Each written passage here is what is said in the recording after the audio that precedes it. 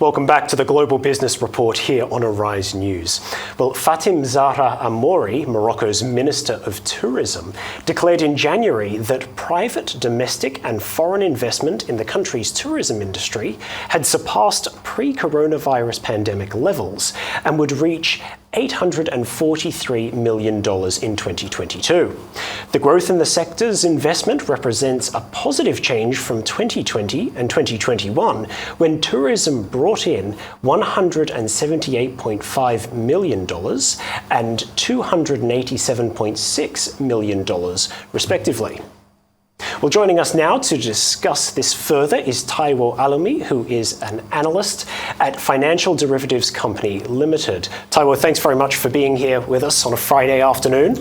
So this looks like it's great news for Morocco, but I want to talk about Nigeria, because the Nigerian tourism industry, I guess you could say it's got a bit of room to grow, shall we say. What are the biggest challenges facing the industry here in Nigeria? Okay, so thank you for having me. So I think one of the biggest issues that we have is we have not put ourselves out there. The marketing strategy hasn't been really of good quality. So if we don't have a clear marketing strategy, if we don't tell people what we have, how would they know what we have? Nigeria is very rich. We have a very rich cultural heritage, and I believe that we can harness the opportunities in the tourism sector. Then another thing is the insecurity issues. We have the insecurity issues is a lot. People don't want to come to Nigeria to have fun, and then they get kidnapped. I mean, that wouldn't speak well. Then another thing is the poor maintenance culture. We haven't maintained our tourist sites basically, so it doesn't look attractive for people to come. So I would say those are the major issues why Nigeria's tourism is lagging behind. So I remember a few years ago during Goodluck Jonathan's tenure as president, he launched quite a large tourism drive. It was very flashy, got a lot of attention globally. But what was missing at the time was infrastructure. That people were struggling to get into Nigeria, and when they got here, they weren't able to get around as easy as they could in a country like Morocco. Tell us a bit more about Nigeria's infrastructure challenges as it pertains to tourism. So, like I said earlier, the infrastructures they're not there, they're not enough, and even the ones that are there, they're not maintained properly. So I feel if we want to have a very good tourism, if we want our tourism sector to get better, I think we need to invest massively in the infrastructure, and to also, tell people what we have, let them know what we have, so that they can come over. So tell us about some of the initiatives that have been put in place to support the Nigerian tourism industry. So, like you said, during Goodluck Jonathan's time, there was this project in Cross River. It was called Tinapa. I don't know if you know about it. So it was to develop the tourism space in Cross River. But I mean, some people would say that it didn't work out. To call it a white elephant, but I mean, it wasn't. I think one of the major issues there was that it wasn't properly planned.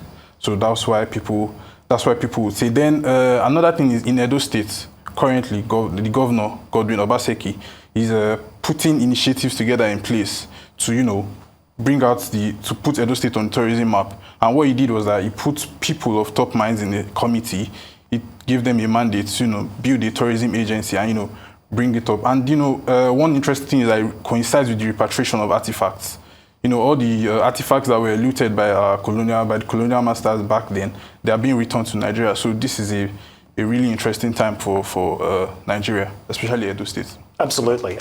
I mean, if you want to see Nigeria's cultural history, it's better you come to Nigeria and be able to see it here rather than go to the British Museum in London, for example. So Morocco's success is an African success story. Are there any lessons Nigeria can take away? Yes, definitely. I think one thing Morocco did was that they were intentional about their tourism sector. They laid out some plans, a strategy, and these strategies won't just happen in a year or 2 years. It takes a long time. So I think one thing Nigeria needs to do is that one thing they can learn is that we need to be intentional about building our tourism, our tourism sector, invest massively in it, because I know if we invest massively in it, then there is a lot for us to gain from it. So one last question. It's a Friday afternoon. I assume you're based in Lagos. For people here in Lagos, where would you recommend? What's a tourism hotspot that you would recommend for people here? I mean, if you come to Lagos, we have different. I mean, I think one thing about Lagos is that food is a really important thing. So there are many restaurants you can go to around. Then we have the Lekki Conservation Center. That is just a place where you can go, embrace the culture, embrace the Nigeria's culture, you know, I think that's one place you can actually try out. Excellent, excellent.